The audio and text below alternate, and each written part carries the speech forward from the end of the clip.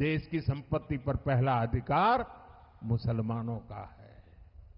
इसका मतलब ये संपत्ति इकट्ठी करके किसको बांटेंगे? जिनके ज्यादा बच्चे हैं उनको बांटेंगे। प्रधानमंत्री नरेंद्र मोदी का एक वीडियो सोशल मीडिया पर तेजी से वायरल हो रहा है, जिसमें वो पूर्व प्रधानमंत्री मनमोहन सिंह का जिक्र करते हुए संसाधनों पर पहला हक मुसलमानों का है, ऐसा बयान दे रहे हैं। दरअसल बीजेपी के वाराणसी से लोकसभा प्रत्याशी और देश के प्रधानमंत्री नरेंद्र मोदी अपनी पार्टी यानी कि भारतीय जनता पार्टी के प्रचार के लिए राजस्थान के बांसवाड़ा पहुंचे थे। यहां उन्होंने मंच से कांग्रेस को उसके मैनिफेस्टो पर घेरते हुए मुसलमानों का जिक्र किया। अगर कांग्रेस की सरकार बनेगी तो हर एक की प्रॉपर्टी का सर्वे किया जाएगा। हमारी बहनों के पास सोना कितना है उसकी जांच की जाएगी, उसका हिसाब लगाया जाएगा। हमारे आदिवासी परिवारों में चांदी होती है, सिल्वर कितना है उसका हिसाब लगाया जाएगा। सरकारी मुलाजिमों के पास कितना जगह है, क्या है, पैसे कहाँ है, नौकरी कहाँ है, उसकी जांच की जाएगी। इतना ही नहीं, आगे क्या कहा है, ये जो गोल्ड है बहनों का और जो संपत्ति है ये सबको समान रूप से वितरित कर दी जाएगी।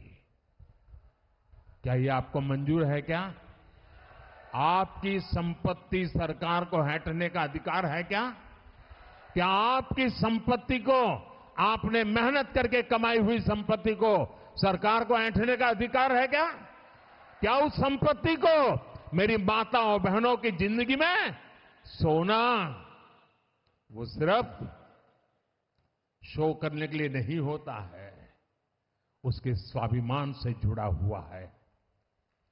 उसका मंगलसूत्र वो एक सोने का कीमत का मुद्दा नहीं है, उसके जीवन के सपनों से जुड़ा हुआ है। तुम उसे छीनने की बात कर रहे हो अपने मैनिफेस्टो में। गोल्ड ले लेंगे, सबको वितरित कर देंगे। और पहले जब उनकी सरकार थी उन्होंने कहा था कि देश की संपत्ति पर पहला अधिकार मुसलमानों का है। इसका मतलब ये संपत्ति इकट्ठी करके किसको बांटेंगे? जिनके ज्यादा बच्चे हैं उनको बांटेंगे। घुसपैठियों को बांटेंगे। क्या आपकी मेहनत की कमाई का पैसा घुसपैठियों को दिया जाएगा? आपको मंजूर है? ये कांग्रेस का मैनिफेस्टो कह रहा है कि वो माताओं बहनों का सोने का हिसाब करेंगे, उसकी जड़ती करेंगे, जानकारी लेंगे और फिर उस संपत्ति को बांट देंगे। और उनको बांटेंगे जिनको मनमोहन सिंह जी की सरकार ने कहा था कि संपत्ति पर पहला अधिकार मुसलमानों का है। भाइयों बहनों, ये अर्बन नक्सल की सोच, मेरी माताओं बहनों, ये आपका मंगलसूत्र भी बचने नहीं देंगे, यहां तक जाएंगे, मैं कहने आया हूं। नरेंद्र मोदी के इस बयान को लेकर कांग्रेस हमलावर हो गई।